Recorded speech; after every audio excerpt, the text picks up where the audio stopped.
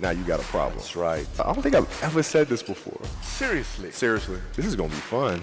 Michael in particular, he become my big brother. The greatest of all time. Oh, we call him Black Jesus. You're not intimidating me. We're gonna go at it. It's crazy. Yeah, man. You're about to take your shot, and then all of a sudden, boom. The kiss of death. Man, my back was really spasming. How the hell do you tolerate that kind of pain?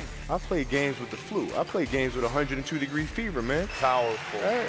They all thought I was absolutely crazy the day me and Shaq got in a fist fight. Fist fight. Oh, yeah. Fist fight. Oh, I'm not backing down. Listen, hey, dude, you got to throw me the ball. I said, man, fuck that. Get it off the rebound if I miss, bro. You told him this. It doesn't bother you. I'm fine, dude. What the hell do you want me to do? Got it.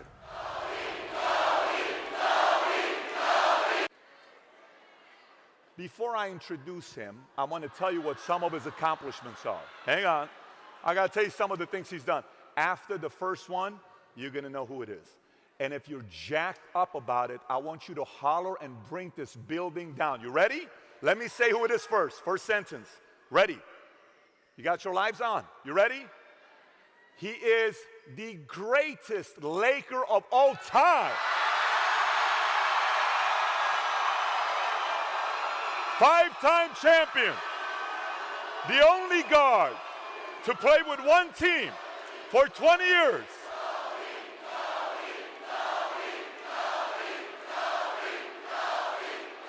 More 40-point games than LeBron and KD. Let me just say this, guys, more 40-point games than LeBron James and Kevin Durant. More 50-point games.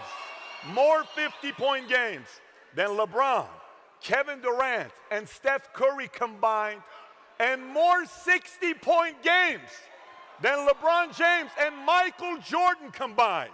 Give it up to the one, the only, Kobe Bryant.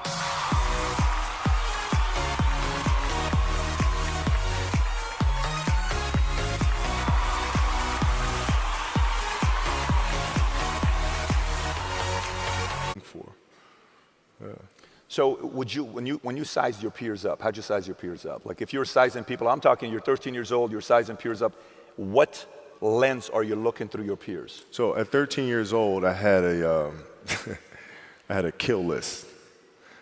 And so, you know, they used to do these rankings. It was Street and Smith basketball rankings. And I was nowhere to be found because I was like 6'4", scrawny, like 160 pounds soaking wet. So I was like 57 on the list. And so I will look at 56, 55, all the way up to number 1, who these players are, what club teams they played for. So when we go on an AAU travel circuit, I got to hunt them down, right? And so that became my mission in high school, is to check off every other person, all those 56 other names, hunt them down and knock them down. That was it. You had a target on them right off the bat. That was it. Very simple. You couldn't do what I was doing because I was obsessed. I'm paraphrasing.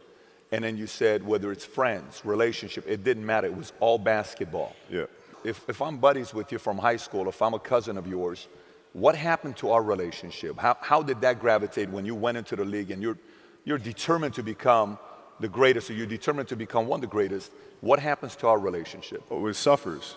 It does suffer. Oh, yeah. Okay. Yeah. And you understood that. You were okay with that. Well, yeah. And the people that love you, like friends and family, like they know that about you.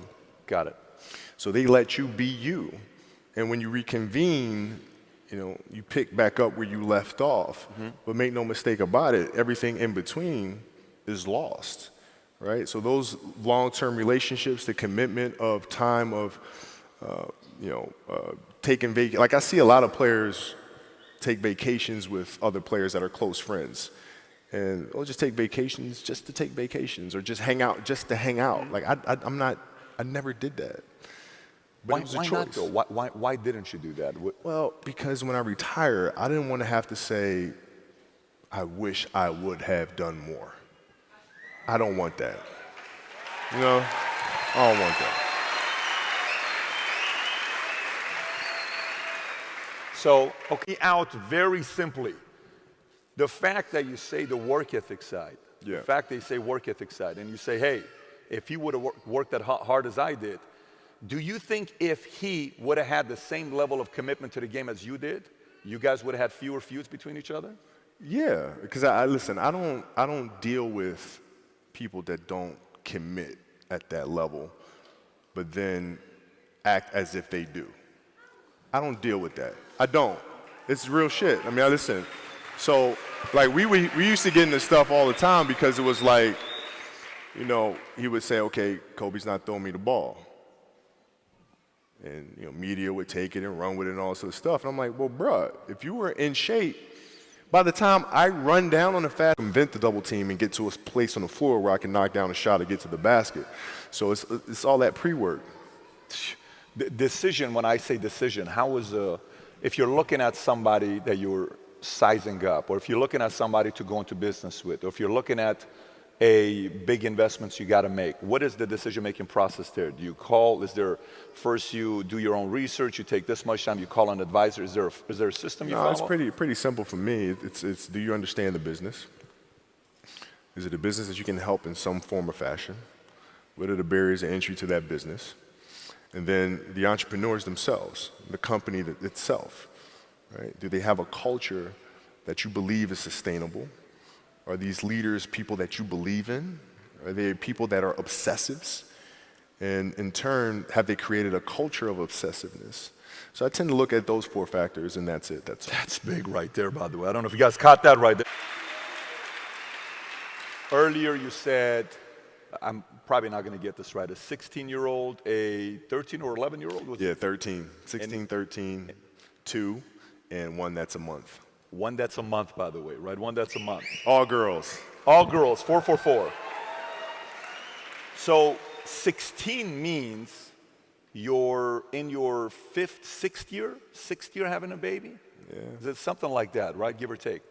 What was the conversation like with your wife to say, listen, this is the schedule? Because look, you know, some entrepreneurs, they're coming home at night and late, oh my gosh, my wife is upset because I came home at 11:30. Yeah. Oh my goodness, what a sacrifice I'm making. You know, this life's, you know, I don't know if I can do this. Sure. You're on the road 9 months out of the year. If you especially played the Olympics, you won 2 gold medals, so you're doing that on the off season and you're trying to get that part going and training for doing your camps.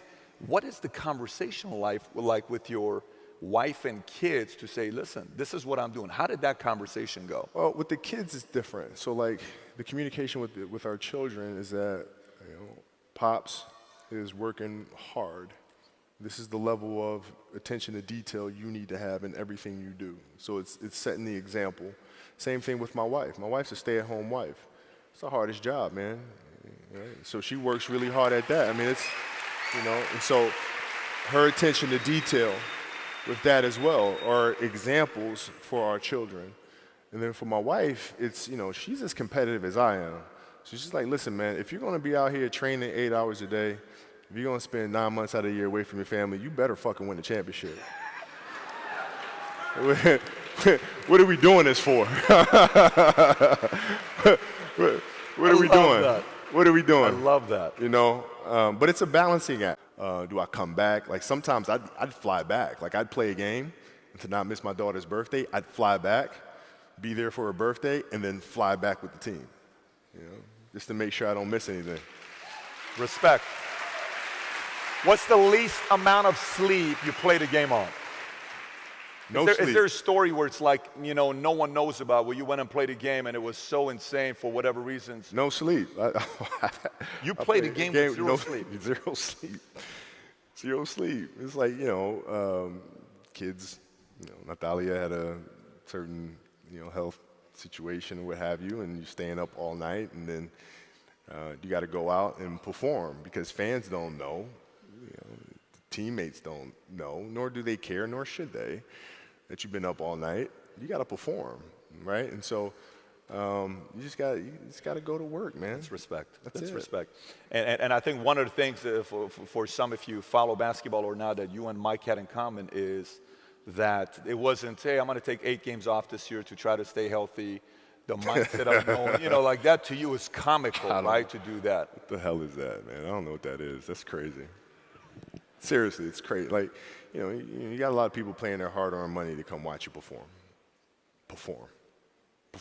It's your job to be in shape. It's your job to be strong enough to perform at that level every single night. And as a competitor, I'm not ducking shit. Like, it's not, oh my God, my back hurts, I'm sore, we got to play Vince Carter and Toronto Raptors tonight. We actually had this happen. We had a game against Toronto in 2000, and Vince was tearing the league up. My back was jacked. But like the perception of that, like what?